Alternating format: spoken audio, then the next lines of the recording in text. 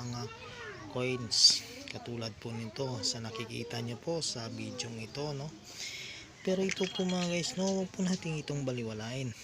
Kahit po common yan, kung bibiling po sa inyo ng 30 pesos, no, yung isang piraso na common, at iba naman po yung old coins na mga hard to find, yun po ay mahal na po yan. Pag ibig sabihin po ng hard to find ay meron ng value po yan, no. Ayan, no, mga ganito po yun, no? Pwede pong bilhin sa inyo ng 10 piso, ilang piraso yan, ano, common pa lang yun. Pero kapag meron kayong hinawakan na hard to find, no, coins, ay nasa 1,000 up to 3,000 na po din yan. At kagaya po dito, no, sa ating video ito, no, ayan, baga ipakita ko lamang po sa inyo kung ano-ano po mga dapat po natin ibenta.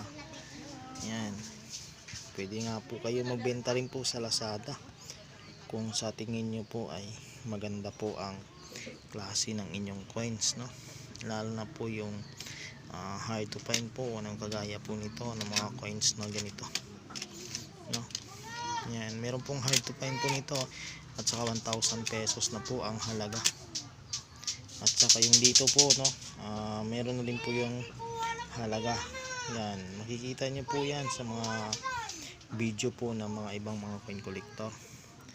Pero po yung talaga pong nahanap po natin, no, na ganito ay good condition po siya, year 2006, no. At lalo po ito yung 1 piso, no. Ayan, malaking bagay na po yan. Ayan, malaking bagay na po ito kapag yun po ay maibili po, no. Dahil nga po yung ganito ay napakataas po ang value po nito. Ayan, ganito. Yan po, no. At ayan po, no, meron po tayong iba't ibang uri ng mga old coins, no.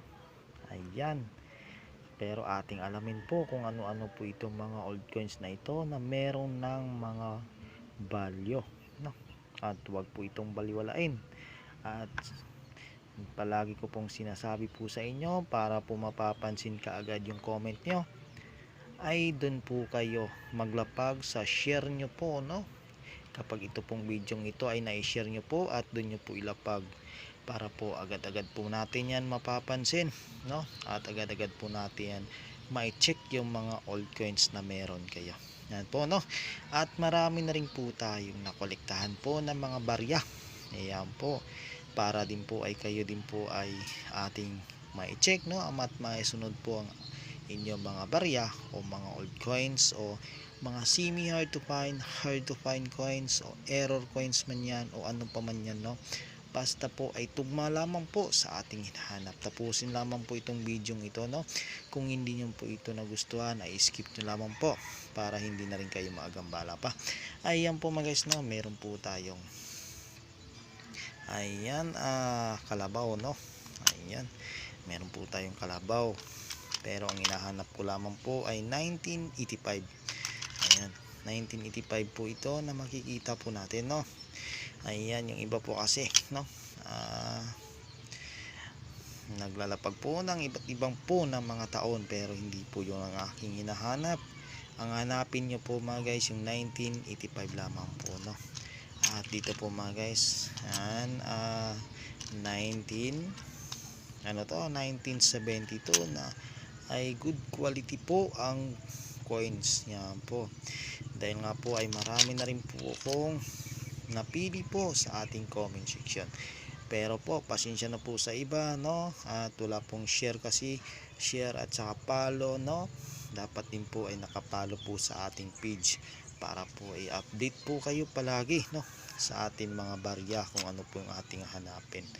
Ayan, kung yun po naman po ay error coins, ayan, gagaya po nito ay isang error po ito. Yan, at malaki po ay 20,000 pesos po yan, yung error coins po naman. Ayan, marami po tayong mga barya, mga uri ng mga old coins, no. Ayan po, ayan, baka po ay meron kayo, ay sana po, no, at kayo na rin po ang ating maisunod po, no. At ganito po mga guys, yan yung mga ganitong mga old coins na marami po tayong dapat hanapin sa mga old coins. Ayan po mga guys, no. At sana po ay nakapagbigay po ako sa inyo ng detalye tungkol po sa mga barya na meron ng mga balya. God bless po.